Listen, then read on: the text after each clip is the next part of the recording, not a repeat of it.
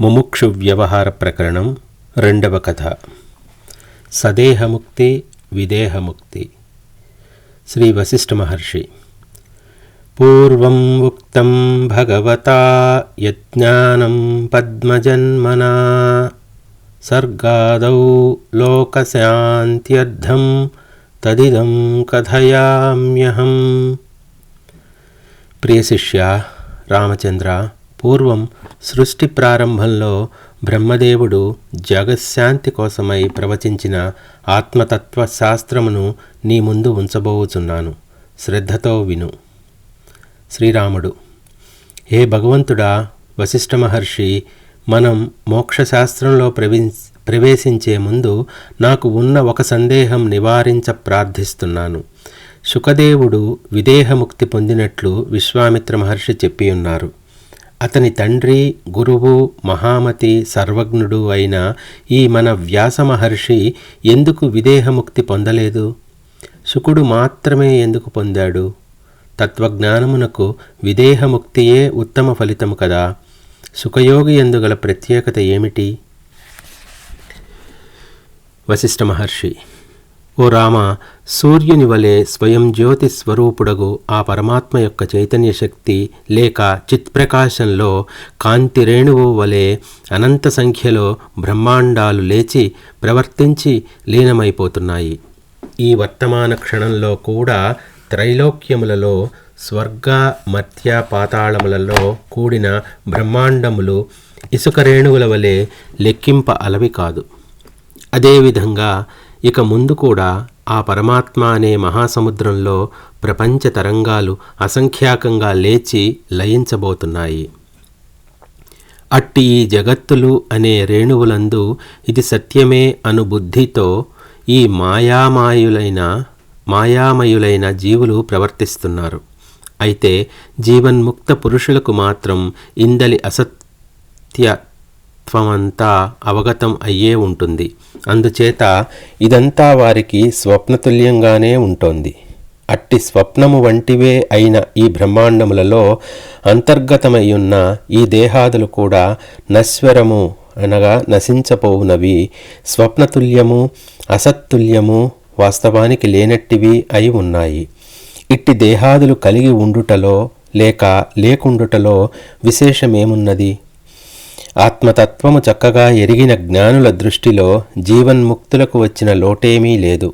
అది విదేహముక్తి కన్నా తక్కువైనదిగా వారు ఎంచుటలేదు. ఉన్న రహస్యమంతా తన వాస్తవ స్వరూపమగు ఆత్మ గురించి పొందియున్న విజ్ఞానపూర్వకమైన జ్ఞానములోనే ఉన్నది. శ్రీరాముడు. మీరు భూతకాలపు, వర్తమానపు, భవిష్యత్ కాలపు బ్రహ్మాండముల ఉత్పత్తి, స్థితి, వినాశముల గురించి చెప్పుచున్నది అంతా సమంజసమే. మనకు కనబడుచున్నదంతా అనుక్షణం మార్పు చెందుతూనే ఉంది. భూత భవిష్యత్ కాలముల మధ్య ఈ వర్తమాన కాలంలో కనబడే బ్రహ్మాండము, ఇందలి పదార్థములు సర్వదా అనిశ్చితంగా, అస్థిరంగా ఉంటున్నాయి. అందుచేత వర్తమాన బ్రహ్మాండము గురించి, ఇందలి వస్తుజాలము యొక్క ఆయా ధర్మముల గురించి ఎరిగినంత మాత్రం చేత మనం బ్రహ్మతత్వము లేక ఆత్మ యొక్క వాస్తవ స్వభావము ఎరుగజాలమేమోనని నాకు అనిపిస్తోంది. భూత భవిష్యత్ అనే రెండు గట్ల మధ్య మనకు లభిస్తున్న ఈ వర్తమానమును అట్లే ఉంచి మనం ఈ బ్రహ్మాండము యొక్క పూర్వాపరాలు, ఇది ఎక్కడి నుండి వస్తోంది, ఎటుపోతోంది అన్నది తప్పక విచారించవలసి ఉన్నది. ఈ వర్తమాన బ్రహ్మాండం యొక్క అంతర్గత దృశ్య విశేషాల గురించి విచారణ అనవసర కాలయాపనే అవుతుందేమో. ఎందుకంటారా? ఈ కనబడే వస్తుజాలమంతా అనుక్షణం భూతకాలం నుండి భవిష్యత్తుకు పయనిస్తూ వర్తమానంలో లేకయే ఉన్నాయని అనిపిస్తోంది.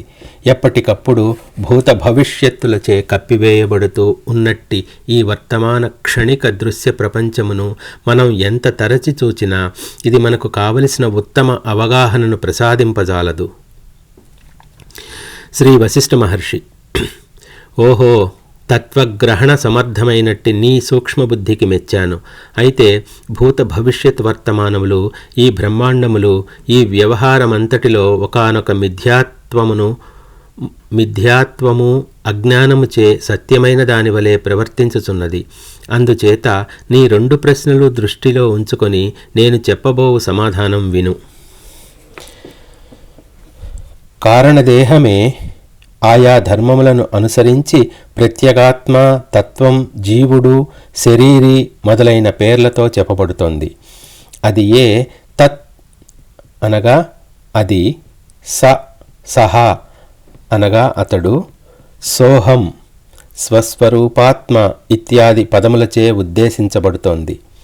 స్థూలం ఈ పశువులలోనూ, పక్షులలోనూ, మృగములలోనూ, మనుష్యులలోనూ, దేవతలలోనూ శరీర త్యాగము అను రూపము గల మృతిని చూస్తూనే ఉన్నాం కదా. ఈ కళ్లకు కనబడే రక్తమాంస నిర్మిత శరీరమును జలము, వాయువు, అగ్ని, భూమి, ఆకాశములచే నిర్మింపబడుచచే భౌతిక శరీరము లేక స్థూల శరీరము అంటున్నాం. సూక్ష్మం ఈ స్థూల దేహము నశించినప్పటికీ మనస్సు, బుద్ధి, చిత్తము, అహంకారము, సమన్వయం మాత్రం నశించదు. దానిని సూక్ష్మ శరీరం లేక అతివాహిక దేహం అని అంటున్నాం. సూక్ష్మ శరీరం యొక్క రూపమే ఇష్టములు, అయిష్టములు, అవగాహనలు, అభిప్రాయములు, కోరికలు, భావనలు, కోపతాపములు మొదలైనవి ఉన్నాయి. మరికొన్ని శాస్త్రములు దీనినే సంస్కార శేషము అని కూడా అంటున్నాయి. స్థూలదేహం నేల కూలినంత మాత్రం చేత అతివాహిక దేహం నశించదు, లేకుండా పోదు. అయితే శరీర పరిమితులైన అతని బంధువులు మాత్రం పాంచభౌతిక దేహము వరకు మాత్రమే గ్రహించగలరు. కనుక అయ్యో మనవాడు చనిపోయాడే అని అనుకుని ఊరుకుంటున్నారు. ఇప్పుడు భౌతిక శరీరం తొలగిపోగా సూక్ష్మ శరీరం మాత్రమే ధరించి ఉన్న ఈ జీవుడు అప్పటికప్పుడు తన వాసనలను అనుసరించి తన హృదయాకాశంలో ముల్లోకములను గాంచుచున్నాడు. దీనినే పరలోకం అని అంటున్నాం. ఇప్పుడు ఇక్కడ చూడబడే ముల్లోకములు కూడా అట్టివే. ఇది ఇతఃపూర్వమునకు అనగా ఈ వర్తమాన శరీర ధారణకు ముందున్న స్థితి పరలోకమే అయి ఉన్నది. అయితే దేహాత్మబుద్ధి లేక పంచభూతములకు పరిమితమైన బుద్ధి కలవారికి ఇదంతా మరొక చోట కానీ లేక ఆలస్యంగా కానీ జరుగుతోందని అనిపిస్తోంది. కానీ అది అట్లేమీ కాదు. ఎందుకంటే అతివాహికానుభవం పంచభూతముల కంటే సూక్ష్మమైనది కదా. దాని అనుభవం పంచభూతములతోనూ అవి ఎప్పుడు ఉండనప్పుడు కూడా ఏర్పడగలదు. ఇక్కడ ఒక విషయం గ్రహించాలి. మనం ఇక్కడ ఇప్పుడు చూస్తున్న ఈ స్థూల దేహమును జీవుడు తన సూక్ష్మదేహం సహాయంతోనే ధరించి ప్రవర్తింపచేస్తున్నాడు. కనుక ఇక్కడ మనకు అనుభవమగుచున్నది కూడా ఈ అతివాహిక దేహపు అభివ్యక్తీకరణే. ఉదాహరణకు నేను నీతో మాట్లాడుతున్నప్పుడు నా మనోబుద్ధి చిత్త అహంకారాలు నీ యొక్క మనోబుద్ధి చిత్త అహంకారాలతో ప్రతిస్పందిస్తున్నాయి అనునదే సిద్ధిస్తుంది.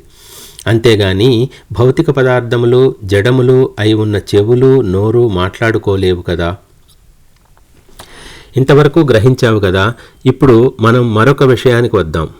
ఇంతకీ ఇహ పర రూపములైన ఈ భూత వర్తమాన భవిష్యత్తుల దర్శనమంతా చేస్తున్నట్టి ఈ జీవుడు అనబడువాడు ఎవడు? ఓ రాఘవ, ఇతడు స్వయంగా ఆ ప్రత్యేగాత్మయే. ఇతనికి వాస్తవానికి ఈ జన్మ మొదలైన వికారాలు ఏ సమయమందునూ లేవు. పరబ్రహ్మమే ఇతని నిజస్వరూపం. చిదాకాశస్వరూపుడైన పరమాత్మయే వాసనామయమగు అతివాహిక శరీరముతో స్వయంగా తన హృదయాకాశమునందు వాసనామయమే అయి ఉన్న ఈ దృశ్యమంతా పొందుతున్నాడు అనునదే జీవుని యొక్క జగత్తు అనుభవమై ఉన్నది. ఈ శరీరము కూడా అట్టి జగదృశ్యములోని ఒక వస్తువు వంటిదే అగుచున్నది.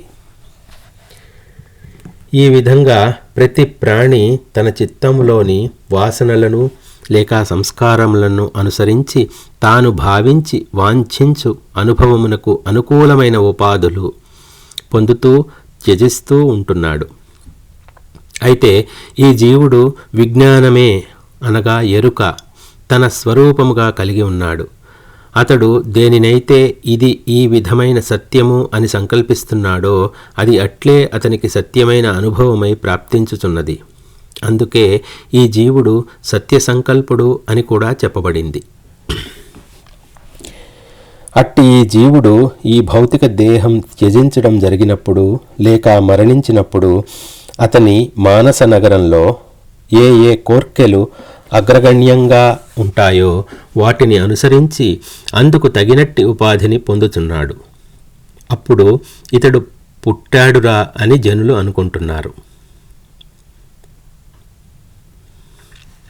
కనుక ఓ రామ, ఈ జీవుడు తన వాసనలను కర్మ పరిపాకమును అనుసరించే మనుష్య, పశు, పక్షి, దేవత, రాక్షసాది యోని భేదం చేత ప్రకాశించే పాంచభౌతిక సమన్వయములైన ఉపాధులను పొందుతున్నాడు.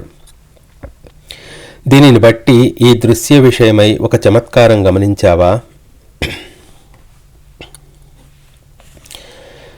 సంకల్ప నిర్మాణమివ మనోరాజ్య విలాసవత్ ఇంద్రజాలామాల ఇవ కదార్థ ప్రతిభాసవత్ దుర్వాత భూకంప ఇవ త్రసబాల పిశాచవత్ ముక్తాళీ వామలే వ్యోమ్ని నౌస్పందతరుయానవత్ స్వప్న సంవిత్తి పురువత్ స్మృతిజాత ఖపుష్పవత్ జగత్సంసరణం స్వాంతర్మృతోనుభవతి స్వయం. సింహో వా వ్యాఘ్రో వా యద్భావంతి తథా భవతి. జీవుడు తన భావనను అనుసరించే సింహముగానో వ్యాఘ్రముగానో అగుచున్నాడు అని ఉపనిషత్తు వాక్యం. ఈ ఎదురుగా కనిపించే చరాచరములతో కూడిన దృశ్య జగత్తు ఎవడో అజ్ఞాతమూర్తి తన సంకల్పముచే ఎందుకో రచించినట్లు ఉంటోంది. ఏదో మనోరాజ్యం యొక్క విలాసము వలె తోచుచున్నది. ఎవరో గొప్ప ఐంద్రజాలికుడు తన ఇంద్రజాల చమత్కారంచే ఇది చూపుచున్నట్లు అనిపిస్తోంది. ఒక గొప్ప కవి తన ఊహా చమత్కారంతో రచించిన ఒక పెద్ద కథలోని మధ్యభాగంలాగా స్ఫురిస్తోంది. వాతము క్రమ్మిన రోగి యొక్క భూకంపానుభవం వలె అనిశ్చితముగా, అతి చంచలముగా, దుర్భరంగా అనుభవమవుతోంది.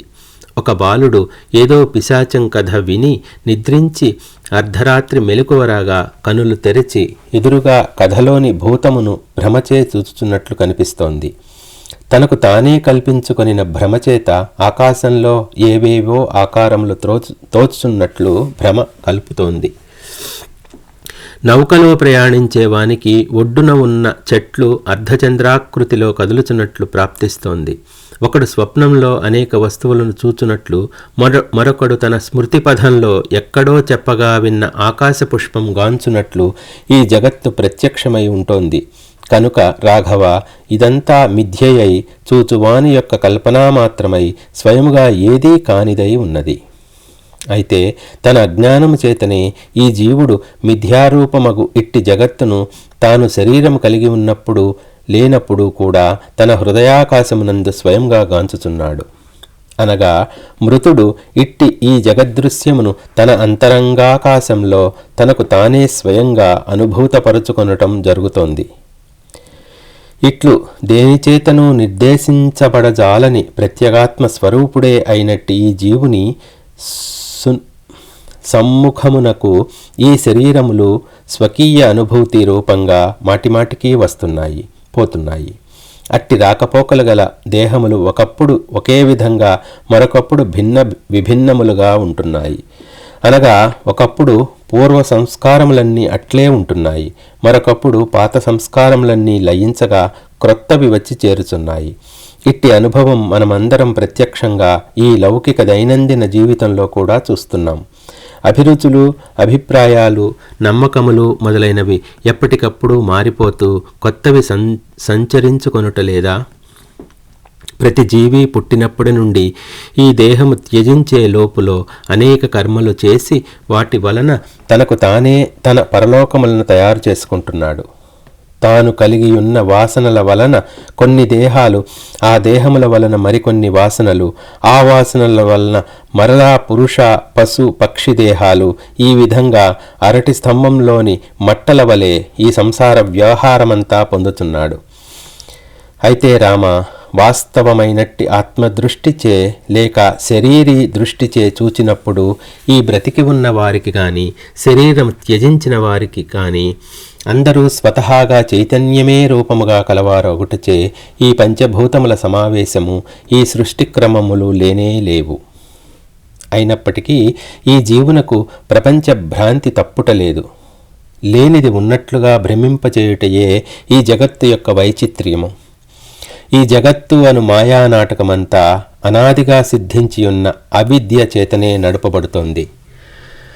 పరమాత్మ అనే మహాసముద్రంలో సృష్టి ప్రళయములు అనే తరంగాలు మాటిమాటికి బయలుదేరుచున్నాయి, లయిస్తున్నాయి.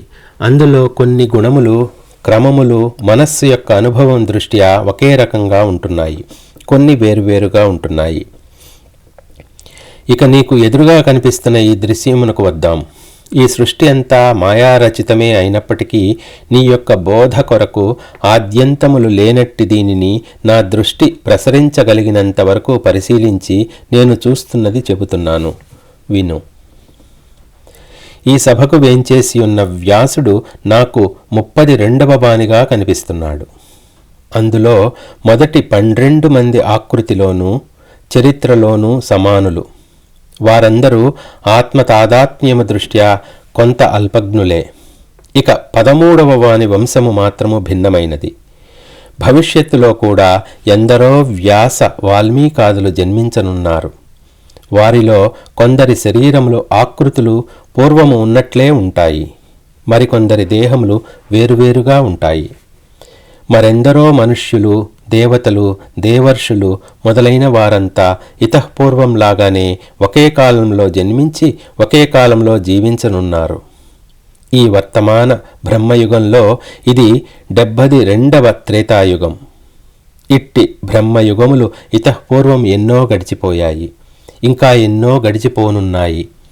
నీవు నేను కూడా ఎప్పుడో పూర్వకాలంలో ఉన్నట్లే ఇప్పుడు కూడా ఉంటున్నాం. మనతో మరెందరో క్రొత్తవారు కూడా వచ్చి చేరుచున్నారు. ఇదంతా నేను తెలుసుకునే ఉన్నాను. ఒకానొక క్రమమును అనుసరించి ఈ వ్యాసమునికి ఇది 10వ అవతారం. వ్యాస వాల్మీకులకు సమకాలీకులమై మనం అనేకసార్లు పుట్టాం. మనలో చాలామంది మధ్య మధ్యలో విడివిడిగా పుట్టడం జరిగింది. మనమే కాదు, తదితర జ్ఞానులు, అజ్ఞానులు కూడా ఇట్టివేయగు అనేక శరీరములతో చాలాసార్లు జన్మించి ఉన్నారు. ఈ వ్యాసుడు నా దృష్టిపథం ముందుకు వెళ్ళునంతవరకు చూడగా మరొక 8 సార్లు జన్మించనున్నారు. ఇతడు మహాభారతము అను ఇతిహాసమును 8 సార్లు వ్రాయబోచున్నారు. వెనుకటిలాగానే మరలా వేదములను విభజించి భరతవంశమునకు గొప్ప కీర్తి తెస్తారు. ఆ తరువాత బ్రహ్మదేవుడై విదేహముక్తుడు కాబోతున్నారు. అయితే ఇతడు ఇప్పటికే జీవన్ముక్తుడు, ఉత్తమోత్తమమైన మనోనిగ్రహం కలవాడు, గొప్ప శాంతుడు. మోహము అనున్నది ఏమాత్రమూ అతని యందు లేదు. అహంకార మమకారాలు లేవు. అందుచేతనే శోకరహితుడై స్వచ్ఛముగా వెలుగొందుచున్నారు. ఓ రామచంద్ర, ఈ జీవులందరూ భాగ్యము, బంధువులు, ఆయుర్దాయం, ప్రయత్నం, విద్య, జ్ఞానం మొదలైనవన్నీ సమంగా స్వీకరించి ఒకప్పుడు ఇట్లాగే ఉంటున్నారు, మరొకప్పుడు ఇట్లా ఉండరు. ఇవన్నీ ఎల్లప్పుడూ సమానంగా ఉండుటలేదు. ఇంకొకప్పుడు కొన్ని సృష్టుల వరకు వీరు ఇట్లే ఉంటున్నారు. అయితే ఇదంతా మాయయే సుమా. దీని అంతటికీ అంతము ఉండదని కూడా అనవచ్చు. కొలవటం కోసం ధాన్యపు రాశిని ఒకచోట పోశామనుకో, కొలిచిన తరువాత ఆ గింజలు ఒకే తీరుగా కలిసి ఉంటాయా? ఈ ప్రాణులు కూడా భిన్న భిన్న సృష్టులలో భిన్న భిన్నంగా ఉంటూ ఉంటారు. సముద్రంలోని తరంగాలు గమనించావా? అవన్నీ ఒకప్పుడు ఒకే విధంగా, మరొకప్పుడు మరొక విధంగా ఉంటాయి కదా. ఏ తరంగం ఏ నీరో, ఏది ఏ నీరో కాదో చెప్పటం కూడా ఎవరితరం? కాలం అనే మహాసముద్రంలోని ఈ సృష్టి తరంగాలు కూడా అంతే. ఒకప్పుడు ఒక రూపంగాను మరొకప్పుడు మరొక రూపంగాను ప్రదర్శితమవుతూ ఉంటాయి. అయితే తత్వజ్ఞాని దృష్టిలో అజ్ఞానపూరితములగు ఈ వికల్పములన్నీ లేకయే ఉన్నాయి. ఈ సృష్టి తరంగాలన్నీ చూస్తున్నప్పటికీ అతని అంతరంగము మాత్రము ఏమాత్రం తల్లడిల్లుటలేదు. అతడు తన సహజ సిద్ధమగు ప్రశాంతతను కోల్పోవటలేదు. స్వయంగా పరబ్రహ్మ స్వరూపుడే అయి ఉన్న ఈ జీవుని దృష్టిలో మాయావరణం తొలగనంత కాలం మాత్రమే ఈ సృష్టి పరంపరలన్నీ ప్రవర్తిస్తున్నట్లు తోస్తాయి. వాస్తవానికి ఇతడు పరమశాంతి స్థితియగు ఆత్మయే స్వరూపముగా కలిగి ఉన్నాడు. పరమాత్మ స్వభావమగు అఖండ స్థితుడే అయి ఉన్నాడు. మాయావరణము తొలగినప్పుడు ఇతడు బ్రహ్మస్వరూపముగానే శేషించుచు బ్రహ్మముగానే వెలుగొందుచున్నాడు. జీవన్ముక్తత్వము అనున్నది ఎట్లా లభిస్తుంది? తత్వజ్ఞానము యొక్క ఫలమే కదా. మన ఈ వ్యాసమహాముని అట్టి తత్వజ్ఞాన ఫలమును పొందే ఉన్నారు. ఇక్కడ మనం సముద్రమనే దృష్టాంతంగా తీసుకుందాం. సముద్రంలో తరంగములు ఉన్న సమయంలోనూ తరంగములు లేని సమయంలో కూడా అందలి జలము జలముగానే ఉంటుంది. అదేవిధంగా జనులు విదేహముక్తులైనా లేక సదేహముక్తులైనా ఒక్కటే. ఈ రెండిటికీ భేదమేమీ ఉండదు. అసలు ముక్తి అంటే ఏమిటి? జీవుడు విషయములకు దృశ్య ఇంద్రియ వ్యవహారములకు స్వాధీనుడు కాకపోవుటయే ముక్తి. అది సదేహమైతే ఏమున్నది, విదేహమైతే ఏమున్నది? విషయములను విషయములుగా గ్రహించని వానికి ఇక భోగము అనే అనుభవమే సిద్ధించదు కదా. విషయ భోగములకు సంబంధించిన భావన ఒకచోట మాత్రమే ఈ స్థితి నిర్వాణ స్థితి కంటే స్వల్పమైనది అనే ప్రసక్తి లేక అవకాశం ఉంటుంది. జీవన్ముక్తత్వము అను స్థితి యందు విషయ భోగ భావనకు చోటే ఉండదు. కాబట్టి అది కూడా నిర్వాణముక్తి వంటిదే. ఇప్పుడు వ్యాస సుఖదేవుల జీవన్ముక్తి విదేహముక్తుల విషయానికి వద్దాం. జీవన్ముక్తుడగు ఈ వ్యాసుని గాని లేక మరొకని గాని మట్టి కుండ వస్త్రము వంటి పదార్థములను చూచినట్లు మాత్రమే మనం చూడటం జరుగుతుంది. ఇది అత్యంత పరిమితమైన దృష్టి మాత్రమే. అతని ఆంతరంగక స్థితి ఎట్టిదో, అతడు ఈ దృశ్యమును జగత్తును ఎట్టి దృష్టితో దర్శించుచున్నాడో భౌతిక దృష్టి మాత్రం చేత మనం గుర్తించగలమా? లేదు. అందుచేత ఉపాధిని అనుసరించి ఒకని జ్ఞానం లెక్కించటం సాధ్యం కాదు. బోధస్వరూపులైనట్టి నిర్వాణముక్తులకు జీవన్ముక్తులకు భేదమేమీ ఉండదు అని మరలా ప్రకటిస్తున్నాను. గాలి వీచినా వీచకపోయినా గాలి గాలే కదా. అలలు ఉన్నా లేకున్నా నీరు నీరే కదా. అట్లే ఇందు సందేహించవలసినదంటూ ఏమీ లేదు. నా యొక్క ఈ వ్యాస భగవానుని యొక్క లక్ష్యములు ఈ సదేహ విదేహ ముక్తుల ప్రహసనం కానే కాదు. మా ఇరువురి ఉత్తమ లక్ష్యములు కూడా ద్వైత ఏకత్వరహితమగు ఈ జీవాత్మ పరమాత్మల అభేదము లేక ఐక్యతే అయి ఉన్నది. అనగా జీవుడే పరమాత్మ అని నిరూపించుటకే ప్రయత్నించుతున్నాము. ఎందుకంటే ఉన్న సత్యం అదే కనుక. ఇక మనం ప్రస్తుత విషయానికి వస్తున్నాం. ముముక్షువు శ్రద్ధతో తత్వజ్ఞానోపదేశమునకు సిద్ధపడవలసిన తీరు గురించి ఇప్పుడు విచారించబోతున్నాం. ఈ నా వచనములు లోక కళ్యాణకారకములై అజ్ఞానమును అంధత్వమును పారద్రోలుగాక. సర్వదా సర్వమై సర్వత్రా వెలయుచున్న ఆత్మతత్వము శ్రవణభూషణంగా ప్రకటించబడుగాక.